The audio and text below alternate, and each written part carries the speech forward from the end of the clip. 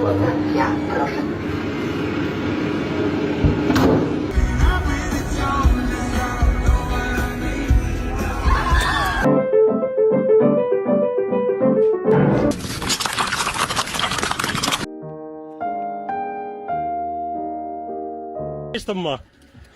I can see up into your nose and through your brain. No, you can't. You lying. Why the fuck?